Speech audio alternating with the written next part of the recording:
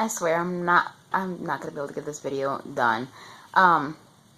Okay, so what's going on? It's Danielle. I am here recording another video. I just wanted to update everybody on what happened during my follow-up for my EMG test. Alright, so I actually did that a couple of days ago. I've been fumigating the last couple of days, so I'm going to talk about my results. My EMG actually came back pretty normal. The only thing that was wrong is that I apparently am developing a little bit of carpal tunnel in my wrists, which sucks because I work as a massage therapist, and I've pretty much done what I can do to try to avoid it, but it seems that my, actions are in vain since I'm still developing the carpal tunnel. So I ended up seeing a different neurologist than the one that I've been seeing.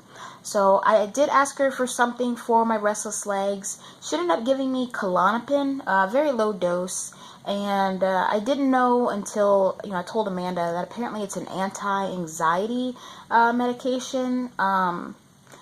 I'm not totally against it. I mean, I remember when I worked at the psych hospital, a lot of people were like fiending for it, but I didn't really know why. I assumed it was some kind of narcotic or something.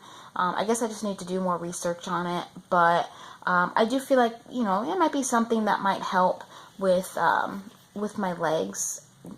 We'll see. So the next part is the part that I've been fumigating on. So I did a video on it already. A few weeks ago, I went back for my follow-up for my sleep study follow-up. According to the sleep specialist that I went to, I did not have sleep apnea. I had like 1 point of having sleep apnea on like one side of my body. It was very mild, not heavy enough to be causing me the amount of fatigue that I'm having, not heavy enough for my insurance to cover for me to have a machine. I also want to take note that the bed was extremely uncomfortable. I took some Ambien that night to try to help me sleep, which was a mistake. Like, I could not sleep for anything that night. Like, I slept worse than I sleep at home trying to take the sleep study. So when I'm talking to the neurologist that I've never met with before, she goes on to tell me that I have classic sleep apnea. I don't understand how I can go from not having sleep apnea to now having classic sleep apnea, especially considering I've not taken any other tests. So I tried to talk to her about this because, I mentioned to her that I don't have any of the, classic sleep apnea symptoms. I don't snore. I don't stop breathing in my sleep. I don't have any heavy breathing. I'm not waking up with dry mouth. I'm not waking up coughing in the middle of the night. But her response was basically, oh, you don't have to have those things to have sleep apnea. Which that doesn't make any sense to me, because how can I have classic sleep apnea if I don't have the classic sleep apnea symptoms? Like, I don't know, something about her story just didn't sound right. I mean, it'd be one thing if she said that, oh, you have some mild sleep apnea, let me order you a machine, because then I could relate that to what the sleep specialist said. I mean, maybe the neurologist did find something that he didn't find or whatever, blah, blah, blah. But for me to go from having 1 point of having mild sleep apnea to now having classic sleep apnea and needing a machine, I'm not gonna lie, I do feel like they kind of messed with my results just to pacify me and put me on a CPAP machine, because a CPAP machine is so much easier to do than anything else. It doesn't make sense to me, because when I did my test, okay, I was arranged for, I forget what it's called, but it's basically like a double sleep study.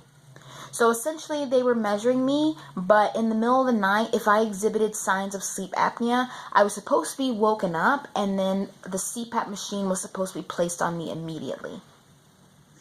That never happened. I was never woken up in the middle of the night. Even when I first woke up, the person that was monitoring me all night even said, no, you don't have sleep apnea. I didn't see anything on here that, says that you have sleep apnea. I go back in to talk to the sleep specialist, the one that reviews all of the results. No, you had like 1 point of sleep apnea. It's not high enough to be causing you this amount of fatigue. We can arrange for you to take a daytime sleep study, because you obviously have fatigue, and things like that. I go to this neurologist, and now all of a sudden I have classic sleep apnea and I need a CPAP machine. Now, I know what you're probably thinking. The neurologist is smart. Oh, it's a neurologist. They're above the sleep specialist and da-da-da-da-da. But it's still frustrating for me because I went from not having it at all, knowing that I don't have it because I knew I didn't have sleep apnea before I even, went in to do my sleep study. I didn't go in for sleep apnea. I went in to figure out other things, to now being told that I have to have a machine. So I'm angry because of that, and now I'm basically at a stop. Like, I can't move forward until I do the sleep apnea machine. It's like I'm finally being listened to. I'm finally seeing specialists. I'm finally getting things done. People are finally taking me seriously, only to then run into this doctor who wants to put me on a machine to get me out of her door. I don't know. I've looked into several different sleep disorders since this happened. Like, I've been studying, and I realize Google is not a substitute for a doctor, but I do feel like it's a good, way to educate yourself for when you do go into your doctor's appointments. From what I've been reading, I have symptoms for pretty much all of the sleep disorders. Okay? The only one where I don't check off that many on the list is sleep apnea. Okay, so for every sleep disorder, I have fatigue, I have excessive sleepiness, I have the insomnia, I have those 3 things. I have the cognitive issues, I have the irritability. I have all those things, but they're all related to fatigue. And I've been saying that, since I got diagnosed with fibromyalgia. I've been saying, hey, the fatigue is the part that bothers me the most. The fatigue is the part that causes most of my issues. So yeah, naturally, I have all the symptoms of every sleep disorder. Sleep apnea, however, like as far as the more distinctive symptoms, I don't have them. Like I said, I don't snore. I don't wake up in the middle of the night coughing. I'm not gagging for air. I'm not gasping. I'm not waking up dry mouth. I don't drool in my sleep. I'm not waking up 5 to 100 times a night. I dream. I don't have nightmares about anything. You know what I mean? A lot of times when I do wake up in the middle of the night is one, when I am in pain, because it's hard for me to turn over. So I do end up having to wake up in order to turn over. But that's different from, the sleep apnea, in my opinion. Now looking into the other ones, like hypersomnia, insomnia, narcolepsy, I do mark off more of those symptoms than with the sleep apnea. Now with narcolepsy, there are 2 different types of narcolepsy. There's narcolepsy with cataplexy, narcolepsy without cataplexy. I do not have cataplexy, at least not severely to where I'm like falling out in the floor. I have experienced weakness in my neck and face, but I don't know if that's really considered the cataplexy. I have kind of brought it up to the sleep specialist, and he said, no, not really.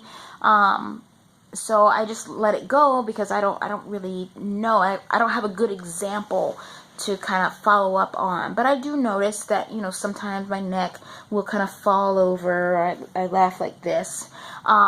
So I can't help but wonder, is that cataplexy?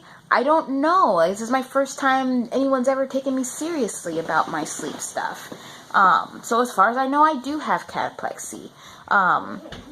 Same with the hypersomnia, which can often resemble narcolepsy. I do have a lot of the excessive sleepiness and fatigue.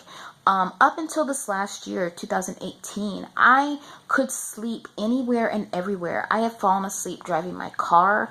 I fall asleep walking, cooking, sitting. I would get to work in the parking lot, take a nap in the car, and then, get up and go to work. I would take naps on my lunch break. I would get home. The moment I would sit down, I would just fall asleep. and I would dream. I would dream every single time I fall asleep. It doesn't matter if I fall asleep for 5 minutes, 10 minutes, 30 minutes, whatever. I'm going to dream. And I'm going to remember my dreams. I feel like if I really had sleep apnea, would I be dreaming? You know, with sleep apnea, you're waking up like 5, 10 to 100 times an hour. Like, when is there time to dream? Which, I mean, I guess I could dream if I'm someone that can dream within 5 minutes. But, I don't know. I just don't feel like that's what it is. But I do wonder, though, I mean, if you are someone who has sleep apnea, like that I do wonder, like, do you dream? You know, do you have vivid dreams, fragmented dreams, dull, like, what types of dreams are you having? Are you having nightmares? Do you remember your dreams in the morning? Like, can you sit down and write down your dreams, you know, when you get up? Because I want to know, like, and if you do have these things, are you someone who has the classic sleep apnea symptoms, or are you someone that doesn't have any symptoms at all, and yet somehow you have sleep apnea? Like, I'm very confused. Like I said, I'm very frustrated because I'm not gonna lie, I don't want to sleep with an octopus on my face. I don't. Those things look so uncomfortable. I know there are different types of masks, but none of those masks were comfortable to me.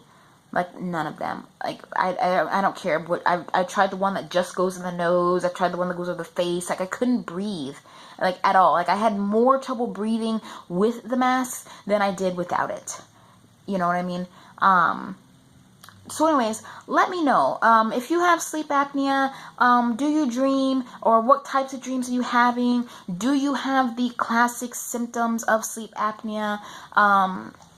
I want to know, just so that I know what I need to be looking for. Because, again, I'm not convinced that I have sleep apnea. I do intend on trying the machine out, but I'm basically just trying the machine just so that I can say, this doesn't work, can we try something else?